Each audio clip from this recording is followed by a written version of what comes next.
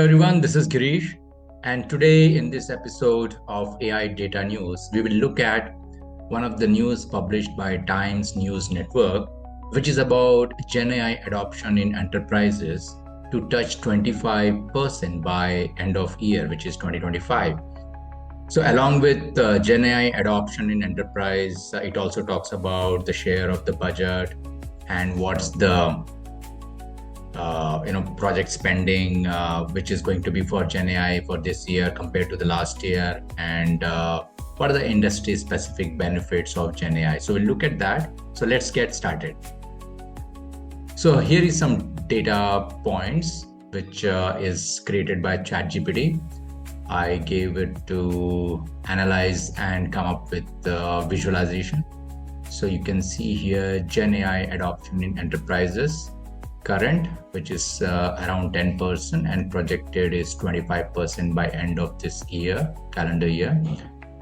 GenAI share of IT budgets, which is going to increase as it shows here based on the news.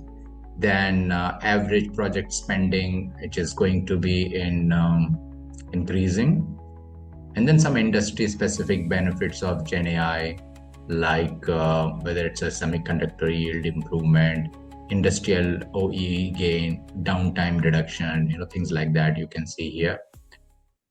So first, let's look at some of the key insights and takeaways. What exactly is from this news of GenAI in enterprise? So GenAI adoption in enterprise is expected to grow from 10% to 25% by end of 2025, as we saw in the chart. Share of IT budgets allocated to GenAI increasing from 4% to 6%, which is a good news. Average project spending rising from 21.6 crore, this is Indian currency rupees, to 33.2 crore, indicating scaling deployments. Then some more key insights and takeaways where industry is benefiting significantly. So here it is automotive sector, which is 50% faster development cycles with ECU synthesis and validation. Semiconductor industry, where it is 21% improvement in wafer yield prediction. Industrial, where it is 10 to 15% gains in OEE and 50% reduction in downtime.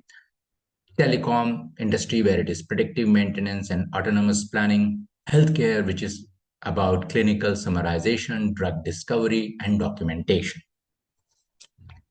Now let's look at some of the use cases for GenAI. So the first one is software modernization. Using GenAI to refactor legacy code and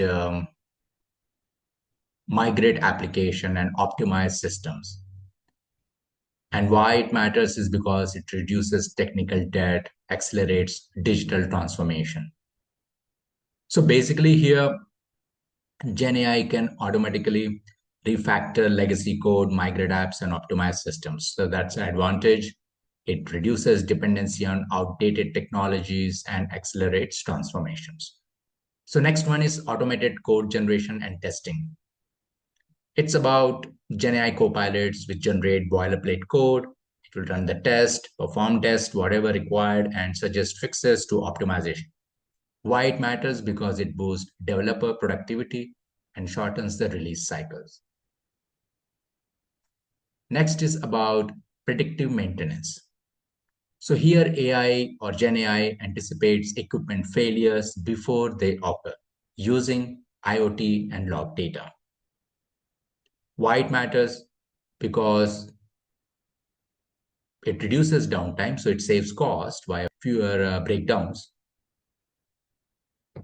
And it extends the asset life, which is a very key area, so lowers the cost, which is definitely going to happen. Next use case is about adaptive design and simulation. So here GenAI accelerates R&D by generating designs and running simulations. So you can have a design or faster iterations. Why it matters? It will cut the prototyping cost drastically, improves or scales innovation speed. Next is about automotive example. So here it basically is about 50% faster development cycles with AI-driven ECU validation. And why it matters? Because lessons apply beyond automotive. So faster prototyping and validation in any industry. So next use case is about semiconductor example. Here, GenAI improved wafer yield prediction accuracy by 21%. And why it matters? Because predictive AI can improve quality and reduce waste. Next is about industrial enterprises. Here, GenAI increased OEE by 10 to 15%, reduced downtime by 50%. It's a drastic reduction. And why it matters? AI copilots for shop floor management. So it's all automated. Next one is about telecom. Here, AI used for autonomous network planning and predictive tower maintenance. Why it matters? It creates efficiency and lowers the churn rate. Next is healthcare. Here it is about AI for clinical summarization, drug discovery, and compliance documentation. So basically about regulatory compliance. Why it matters? It reduces workload and accelerates innovation. So as per this news report, GenAI is fast emerging as a transformative force in engineering, research, and development, right? So that's very good. And with India poised to become a global innovation hub, according to the NASSCOM report, basically, it highlights the technology shift from pilot projects to enterprise-wide adoption. So this is what I wanted to cover today in this news. It's a short, brief information about GenAI, as it was interesting because of the data points which was highlighted today.